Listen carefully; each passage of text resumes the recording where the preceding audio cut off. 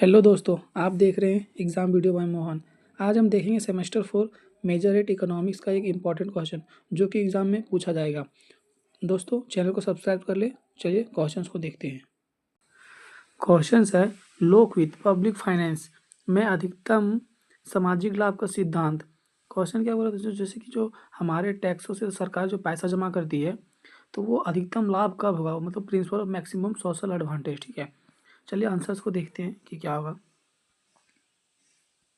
लोकवित्त एक महत्वपूर्ण सिद्धांतों को और गहराई को समझाने के लिए हमें इसके दोनों स्तंभों सीमांत सामाजिक त्याग यानी कि एमएसएस मार्जिनल सोशल सेक्रीफाइस और सीमांत सामाजिक लाभ मार्जिनल सेक्रीफाइस बेनिफिट का सूक्ष्म विश्लेषण करना होगा। जैसे कि हमें मैक्सिमम मतलब मैक्सिमम लाभ को देखने के लिए हमें एमएसएस और एमएसबी को दोनों को देखना होगा कि कैसे इसमें मैक्सिमम लाभ होता है। इसका जो थ्योरी दिया था ना दोस्तों, वो डाल्टन का था। ठीक है ना, जो ये थ्योरी था वो डाल्टन ने दिया था। डाल्टन का मानना था कि सरकार का बजट केवल आय और व्यय का लेखा जोखा नहीं है। डाल्टन बोला था ना कि इसका इनकम और खर्चा का लेखा जोखा नहीं है, बल्कि सामाजिक कल्याण का एक साधन है। यानी कि जो ये पैसा सिर्फ मतलब कमा जुटाना और खर्च करना मतलब नहीं है, इससे समाज का कल्याण हो, वो डाल्टन ने कहा था। आइए इन दोनों मुख्य बिंदुओं को स्थित गहरा विश्लेषण करते हैं। ठीक है, हम दोनों को जानेंगे, एमएसएस और एमएसबी को। ठीक है,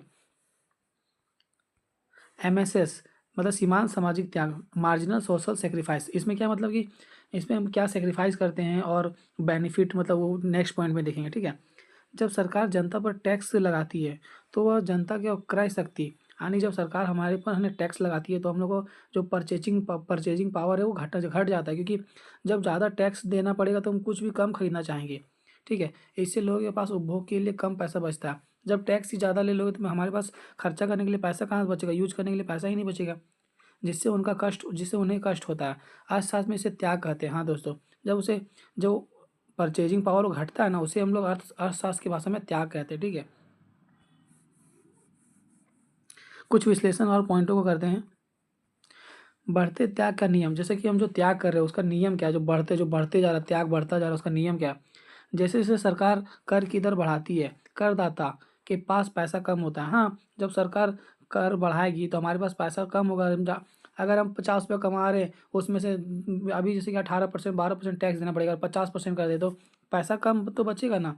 एक अमीर व्यक्ति के लिए शुरुआती 1,000 रुपये का कर शायद ज़्यादा कष्टदायक ना हो। अगर कोई अमीर है तो उसके लिए 1,000 रुपये कोई ज़्यादा ना हो, लेकिन यही अगर लगातार बढ़ता रहे, 1,000 से 2,000 हो गया, 2,000 से 4,000, 4,000 से 5,000, तो फिर उसके लिए भी ना मतलब कष्ट होने लगेगा। उसको भी मतलब फिर उसे भी त्याग करना पड़ेगा कुछ ना कुछ चीज़ों का। लगेगा कि हम भी थोड़ा सा कम खर्चा करें, ऐसा करें। ठीक है,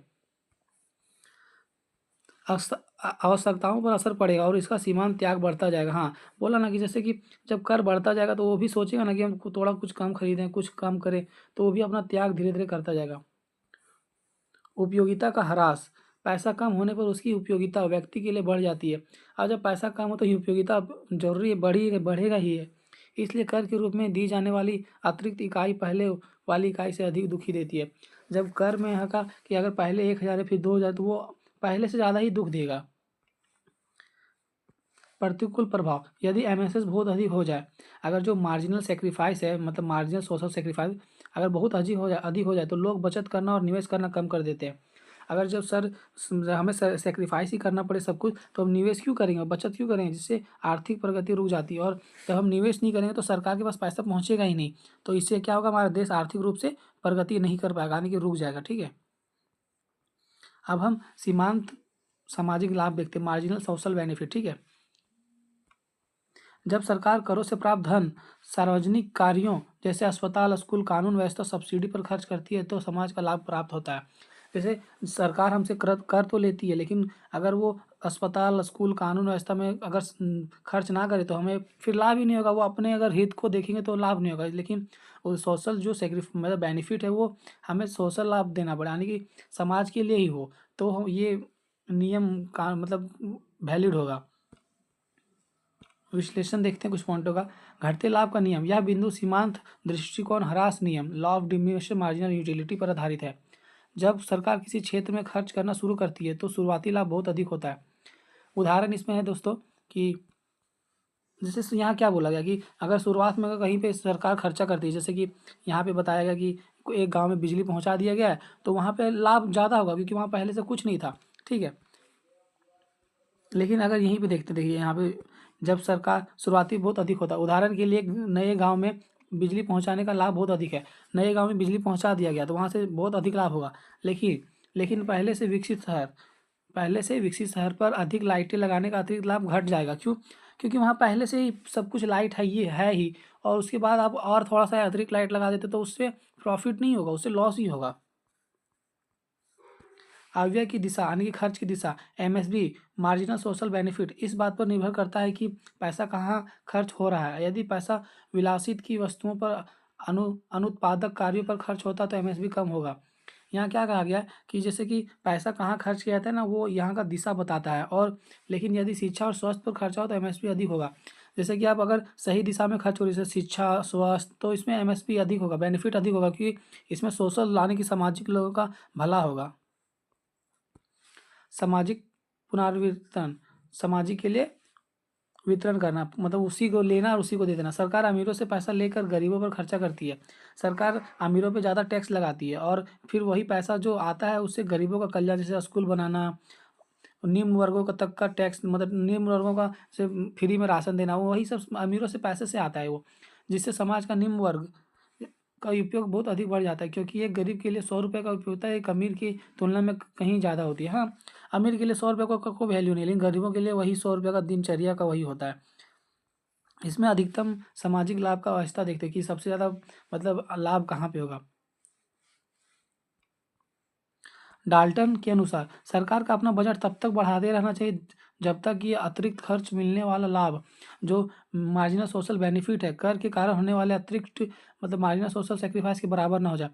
सर यहाँ बोला गया ना कि डाल्टन ने बोला था कि सरकार अपना बजट तब तक बढ़ाए जब तक कि मार्जिनल सोशल बेनिफिट और मार्जिनल सोशल सेक्रीफाइस बराबर ना हो जाए, तब तक सरकार का अपना बजट बढ़ाते रहना चाहिए, तब जाके वहाँ पे उसको अधिकतम लाभ का प्राप्ति होगा। कुछ पॉइंटों को और विश्लेषण से देखते हैं।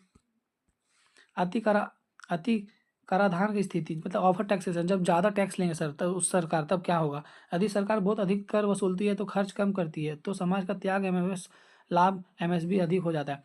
यहाँ क्या बोला गया, जब सरकार ना ज़्यादा टैक्स लेगी, यदि सरकार बहुत अधिक टैक्स लेती है, वसूलती है और खर्च कम करती है, अगर तुम 100 रुपये टैक्स लेते हो और 20 रुपये खर्च करते हो तो समाज का त्याग होगा, यानी कि जो अब तुम समाज से टैक्स ले रहे हो और समाज का भलाई नहीं कर रहे हो, तो ये तो गलत है ना। तो यहाँ पे मतलब जनता का प्रति अन्याय है। देखिए यहाँ पे जनता के प्रति अन्याय है, तुम ज़्यादा कर ले रहे हो और खर्च बहुत कम कर रहे हो, तो ये जनता को अन्याय का मतलब अन्याय हो रहा है उसके साथ। अल्प व्यय की स्थिति, अंडर स्पेंडिंग, यदि सरकार खर्च कम करती है और लाभ का सीमा संभावना बची रहती है। जैसे कि यहाँ क्या कहा गया कि ये सरकार कम खर्चा कर रही है, ठीक है, लेकिन लाभ ना वो कहीं और से भी ज़्यादा कमा सकती है, लेकिन वो प्रयास नहीं करी, क्षमता का पूरा उपयोग नहीं कर पा रही है। सरकार है ना अपना पूरा प्रयोग नहीं कर पाती, मतलब जितना पावर से वो वसूल सकती है उतना नहीं करती है, और खर्चा भी कम कर रही है और वसूल भी नहीं रही है। तो ये अल्प व्यय की स्थिति, अंडर स्पेंडिंग है, ठीक है।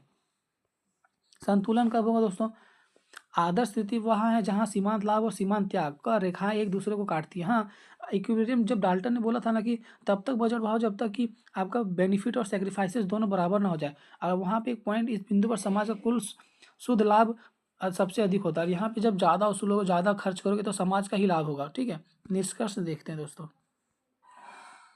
यह सिद्धांत केवल किताबें नहीं है। सरकारों जब प्रगतिशील कराधान, अमीरों पर ज़्यादा कर अपनाती है और कल्याणकारी योजनाएं जैसे मुफ्त राशन या शिक्षा चलाती है, तो वे इसी सिद्धांत का पालन कर रही होती है।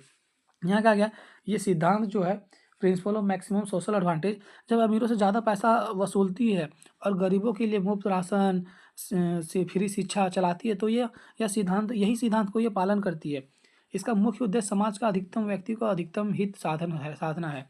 इसका हित क्या है दोस्तों, कि समाज का प्रत्येक व्यक्ति का मतलब हित हो, मतलब उसके लिए ही जो भी काम करे, जितना भी योजना लाए, वो सभी समाजों का निम्न वर्गों तक पहुँचे, इसका यही लाभ है। ठीक है दोस्तों, आप अच्छे से समझ गए होंगे। चैनल को सब्सक्राइब करें और दोस्तों के साथ शेयर करें। धन्यवाद।